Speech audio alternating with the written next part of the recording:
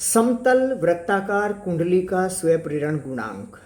सीखने का तरीका ये है, समतल मतलब एक तल में, जैसे कागज का तल हो, वृत्ताकार वृत्त के आकार की, कुंडली जिसमें तार के कई फेरे हों, धारा बह रही है।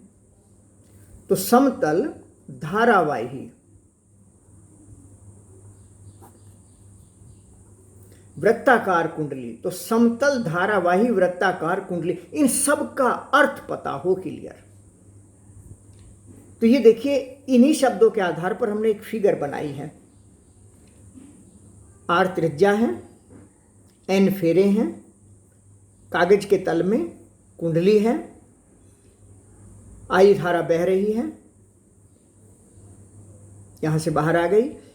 इस तार में धारा ऐसे बहेगी, यहां से ऐसे आकर इस तार दूसरे तार में फिर ऐसे होगी, तीसरे तार में फिर ऐसे होगी, और ये यहां से आकर बाहर निकल जाएगी।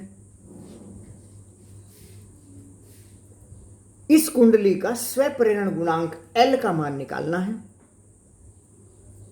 और हमने पढ़ा था पहले, N फाई बराबर L इंटू आई होता है।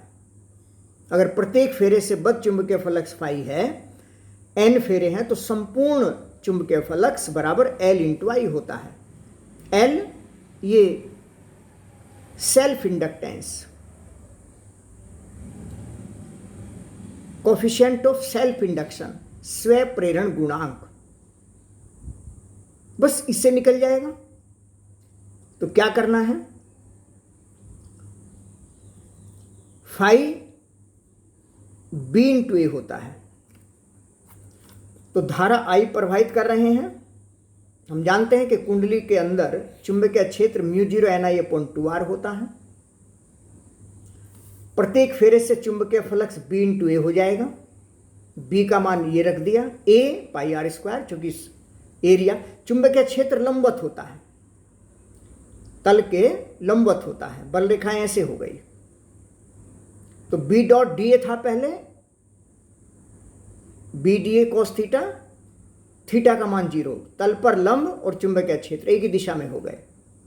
देखिए, प्रत्येक लाइन क्लियर होनी चाहिए ना, और वो जैसे जैसे आगे टॉपिक आते चले जाएंगे, उन सब में उनका उपयोग होता चला जाएगा। तो एक बार की समझी हुई चीज रोज रोज कई दिनों तक यूज करते करते वो अच्छी तरीके से मन मस्तिष्क में छा जाएगी। B into a pi r square क्षेत्रफल है।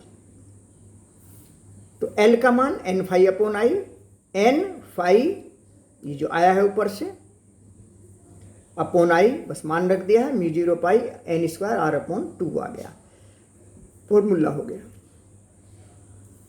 ऐसे ही धारावाही परिनलिका, परिनलिका नली के ऊपर लपेट गई स्प्रिंग जैसी, R त्रिज्या मान ली है, N फेरे हैं टोटल, L लंबाई है।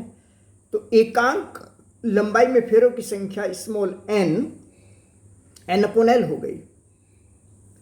धारा ऐसे बह रही है, मान लीजिए एक सिरा S एक सिरा N है, तो चुंबकीय क्षेत्र ऐसे हो जाएगा, कुंडली के तल के लंबवत,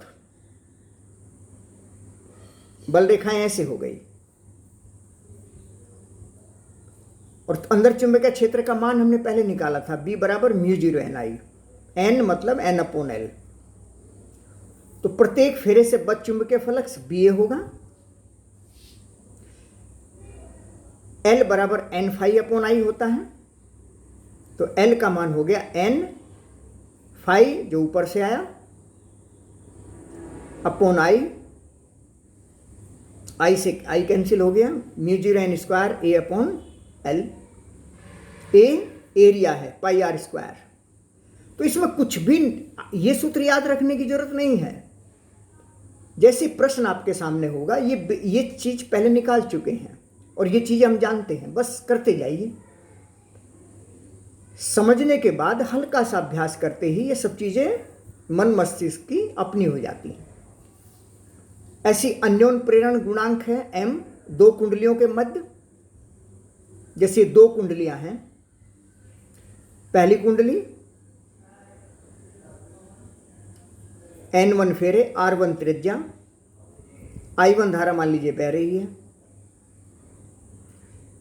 तो दूसरी कुंडली में इसकी धारा के कारण प्रेरित धारा उत्पन्न होगी। इसमें अगर धारा प्रवाहित कर रहे हैं सेल लगाकर, तो इसमें सेल की जरूरत नहीं है। इसके समीप रखी दूसरी कुंडली, आदर्श स्थिति में ये कह सकते हैं कि जितना चुंबकीय क्षेत्र यहां है इतना यहां है, बिल्कुल करीब रखी है, एक दूसरे के ऊपर लपेटी गई हैं, प्रेरित धारा इसमें उत्पन्न होती है। तो यहां चुंबकीय क्षेत्र I1 धारा के कारण B1 μ0 Ni/2R होता है, N1 I1/2R1 पहली कुंडली। यही चुंबकीय क्षेत्र हमने दूसरी कुंडली के अंदर मान लिया है। तो इस कुंडली के प्रत्येक फेरे से बद्ध चुंबकीय फ्लक्स निकालेंगे, B × A होता है। तो B1 पहली कुंडली का चुंबकीय क्षेत्र, चूंकि यही बल रेखाएं इसके अंदर से गुजर रही हैं। A2 इसका क्षेत्रफल, क्योंकि इसका हिसाब लगा रहे हैं, इस कुंडली से बद्ध चुंबकीय फ्लक्स निकाल रहे हैं, इसलिए φ2 B2 A2 एक तरह से, और B2 मतलब यही बल रेखाएं। तो B1 का मान ऊपर से, A2 का मान πr2² हो जाएगा, बस मान रखेंगे। और ये समतल वृत्ताकार धारावाही समीप रखी कुंडलियों के मध्य अन्योन्य प्रेरण गुणांक का सूत्र हो गया। न्यूमेरिकल आ जाते हैं इस आधारित, बहुत सिंपल है।